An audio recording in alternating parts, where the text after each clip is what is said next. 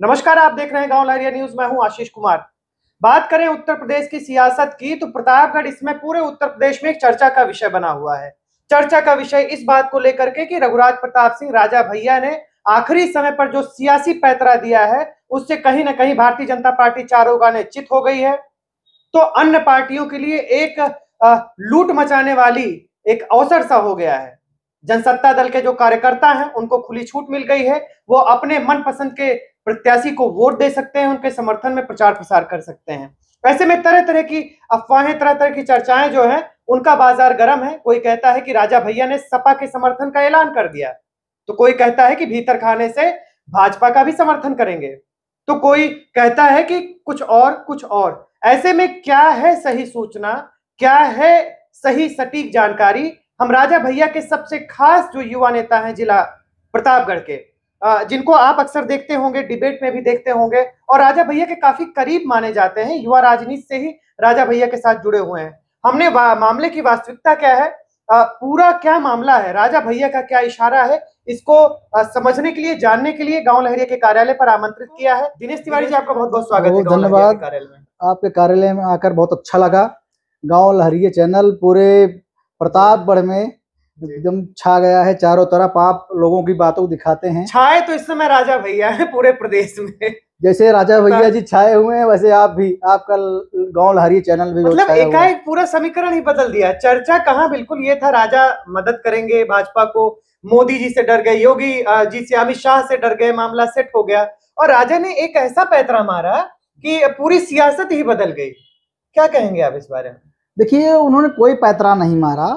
जब हमारी पार्टी का किसी से गठबंधन नहीं हुआ, माननीय राष्ट्रीय अध्यक्ष जी ने साफ कर दिया है कि हमारी पार्टी ने इससे किसी पार्टी गठबंधन नहीं हुआ, हमने कोई प्रत्याशी नहीं उतारा, तो हम किसको समर्थन दें?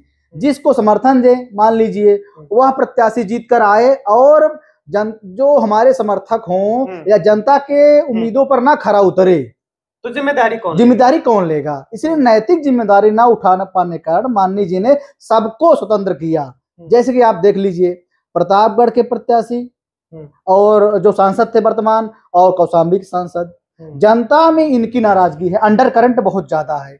आप भी टहल रहे हैं, इनके पूर्व विधायक तक कह रहे हैं कि आपने कुछ नहीं किया क्षेत्र में। प्रतापगढ़ लोकसभा के गुंडा के प्रत्याशी के विषय में जनता कह रही है कि आपने कुछ नहीं किया। तो ये जनता जब ये जनता के बीच में आए ही नहीं, इस कारण इनका अंडर करंट जो है जनता के बीच में जो अविश्वास है इनके प्रति, इसलिए उन्होंने किसी का समर्थन नहीं किया। इसलिए कार्यकर्ता स्वतंत्र है। नहीं, राजा भैया ने तो कहा हम किसी का समर्थन नहीं कर रहे हैं, लेकिन कौशाम्बी में देख रहे हैं पीला गमछा और लाल गमछा का संगम हो गया है। राजा भैया के कार्यकर्ता जय समाजवाद, जय अखिलेश भैया के नारे लगा रहे हैं। हमने भी देखा, राजा भैया और जय अखिलेश के नारे लग रहे हैं।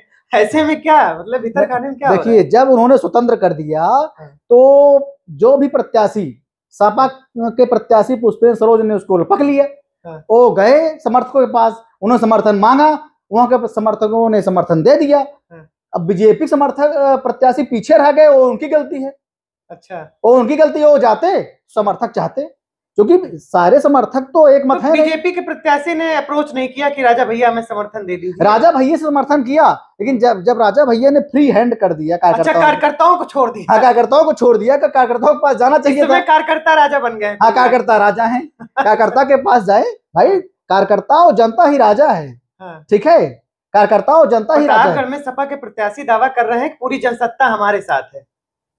अब ऐसा कैसे है? हमको नहीं दिखा। प्रतापगढ़ में हम हैं, यूथ के जिला अध्यक्ष हैं, हमारे कार्यकर्ता हैं, हम तो नहीं देख रहे हैं कौन उनके साथ टहल रहा है, प्रचार कर रहा है। सपा के प्रत्याशी ने दावा किया, कहा पूरी जनसत्ता हमारे साथ है, राजा भैया हमारे साथ, सारे नेता हमारे साथ है। देखिए, आप लोग भी टहल रहे हैं क्या सपा के साथ? बिल्कुल कोई प्रचार नहीं कर रहे हैं हम। अब कार्यकर्ता कुछ टहल रहे होंगे, लेकिन मुझे सपा वालों ने संपर्क किया क्या आपसे? हाँ, सपा ने संपर्क किया मुझसे। भाजपा ने संपर्क किया? भाजपा ने कोई संपर्क नहीं किया है। सपा ने संपर्क किया है, बसपा ने संपर्क किया है। अच्छा, बसपा ने और यहाँ निर्णय लिया किसके साथ जा रहे हैं? और हमारे कल कार्यालय पर, यहाँ पट्टी के कार्यालय पर, यहाँ के निर्दलीय जो संदीप सिंह पिंटू सिंह बड़ारी के प्रधान के पुत्र हैं, वो उन्होंने संपर्क किया है। अरुण पांडे जी व्यक्तिगत कार्यालय, तो दोनों लोग व्यक्तिगत कार्यालय थे, बैठे हुए थे, हमारे कार्यकर्ताओं समर्थन भी मांगा, तो हमने क्या कर दो, कहा छूट है, जहां जाए जाए, क्योंकि राष्ट्रीय अध्यक्ष जी ने जब फ्री हैंड किया है तो हम कार्यकर्ताओं को नहीं बांध सकते कि हम समर्थन करेंगे किसी का। कार्यकर्ता भी स्वतंत्र हैं। हम अगर बीच में आएंगे कहे नहीं हम जिला अध्यक्ष है, हमारे कार्यकर्ता इस पार्टी में जाएं, तो हम जिम्मेदारी किसकी उठाएंगे? इसलिए हमने भी स्वतंत्र कर दिया है कि जहां जाना चाहे वहां जा सकते हैं। अभी गए नहीं है कहीं लगता है? अभी लगता है लोकसभा प्रतापगढ़ में कहीं भी मुझे नहीं दिखा कि जनसत्ता दल कार्यकर्ता खुले रूप से सपा का या किसी पार्टी का प्रचार कर रहे हैं। मुझे जानकारी मिला के अभी मौका है, लोग लपक सकते हैं जनसत्ता। बिल्कुल वो बिल्कुल मौका है। भाजपा के प्रत्याशी हो सब है, अपना जाएं, अपनी बातों को बताएं कि भाई हम आपके साथ रहेंगे, आप सुख दुख में रहेंगे, आपकी बात कामों को सुनेंगे। तो बिल्कुल हमारे कार्यकर्ता है, हम अगर सोच विचार करेंगे तो उनके पास चले जाएंगे। एक मुश्त अगर देखा जाए तो प्रतापगढ़ की सियासत में राजा भैया का अपना एक विशेष प्रभाव है जी। और खासकर अगर इस इलाके की बात करें तो राजा भैया का झंडा अगर किसी ने बुलंद किया है और किसी ने लहराया है तो वो आप ही दिखते हैं इस क्षेत्र में। तो ऐसे में मुझे लगता है कि इस समय एक जनसत्ता दल के कार्यकर्ताओं की पूछ बढ़ गई है। महसूस किया आपने? जी, कार्यकर्ताओं की पूछ तो बहुत पहले से थी, लेकिन चूंकि अन्य पार्टियों में अन्य पार्टियों में पूछ इसलिए बढ़ गई है कि वो लोग कभी धरातल पे नहीं रहे हैं और हमने धरातल पे काम किया है। हमने धरातल पे लोगों को जोड़ा है, कार्यकर्ताओं को जोड़ा, समर्थकों को जोड़ा है। हमारी पार्टी, हमारे नेता सुख दुख में खड़े रहते हैं। गोपाल जी हों, हम हों, व्यक्तिगत पहुंच रहे हैं, नहीं पहुंच पा रहे हैं हमारे नेता तो फोन से उनका काम करवाते हैं थानों पर, तहसीलों में। यहाँ के नेता जो है वो तो काम ही नहीं कर पाते, वो तो किसी थाना अध्यक्ष को फोन ही नहीं कर सकते, काम ही नहीं कर सकते। तो जनता जिसके पास रहेगी जो काम करा सके। कुल मिलाकर लोकसभा में भी सभी के लिए द्वार खुले हैं। बिल्कुल सभी के लिए द्वार खुले हैं, जो अपना चाहे कार्यकर्ताओं से हमारे अप्रोच करे, अपना समर्थन ले, कोई दिक्कत नहीं है। बिल्कुल बिल्कुल। कुल मिलाकर अभी जो सपा प्रत्याशी का एक वीडियो वायरल हो रहा था कि राजा भैया पूरे समर्थक हमारे साथ है, ऐसा कुछ फिलहाल अभी है नहीं। अब इस पर हम काउंटर नहीं करेंगे। हो सकता है उनके पास कोई कार्यकर्ता गए हों, अच्छा कुछ कार्यकर्ता गए हों, समर्थन दिए हों, लेकिन मुझे नहीं दिखा है। अब उनकी बात सही है गलत है आने वाले 2 दिन पता लग जाएगा।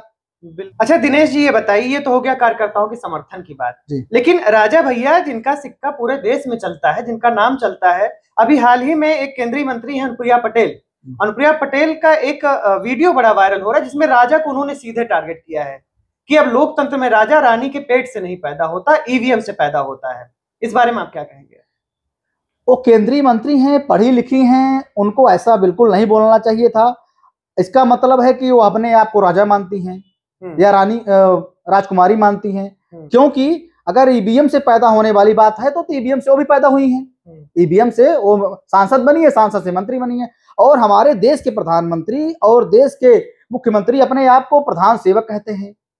और देश का प्रधान सेवक मुख्यमंत्री जी अपने आप को प्रदेश का प्रधान सेवक कहते हैं। तो हमें तो जानकारी है कि ईवीएम से जनसेवक और जनप्रतिनिधि पैदा होते हैं। ईवीएम से वो अगर अपने आप को राजा मान रहे हैं, इसका मतलब भाजपा के जो नेता हैं केवल इनके दिमाग में पता नहीं राजा से सीधी टक्कर हो गई है। तो नहीं क्या करें? एक तो वैसे ही करेला ऊपर से नीम चढ़ा, एक तो राजा के समर्थक वैसे ही कोपे थे भाजपा पे, और ये बयान देकर के कहीं उन्होंने आफत तो मोड़ नहीं ले ली। बिल्कुल कार्यकर्ता तरफ जा सकते हैं। अभी भी क्या कार्यकर्ता मुझे लगता है, देखिए जो हमारे माननीय नेता, हमारे नेता का अपमान है। आप व्यक्तिगत टारगेट कर रहे हैं। जागीर, वो तो कहते हैं कुंडा स्वतंत्र है, वो कहते हैं कि 10,000 ठाकुर हैं लेकिन हम जीत कर आते हैं। 10,000 ठाकुर है मात्र कुंडा में, जीत कर आते हैं, बाबागंज भी जीत कर आते हैं, हम एमएलसी जीत के आते हैं, जिला पंचायत अध्यक्ष जीत के आते हैं। तो क्या हम केवल राजा के दम पे जीत के आते हैं? राजा होने के दम पे?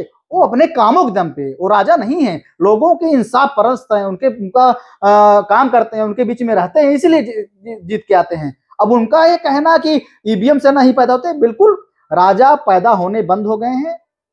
अब राजा नहीं है कोई देश में, ठीक है, अब नहीं पैदा होते। जो राजा वर्तमान समय पूर्व के हैं ईवीएम से जनसेवक और जनप्रतिनिधि पैदा होते हैं। और अपने आप को अगर राजा मान रही है तो देश का बड़ा दुर्भाग्य है और मिर्जापुर का भी बड़ा दुर्भाग्य है। और आने वाले समय में उनके यहाँ शायद 1 जून को चुनाव है, तो क्या ईवीएम में राजा पैदा होंगे ईवीएम से, कि राजकुमारी पैदा होंगे, कि जनसेवक पैदा होंगे, ये देखना होगा। देखिए आशीष जी, जो उन्होंने कहा बहुत ही एकदम नीचे वाली हरकत की है उन्होंने।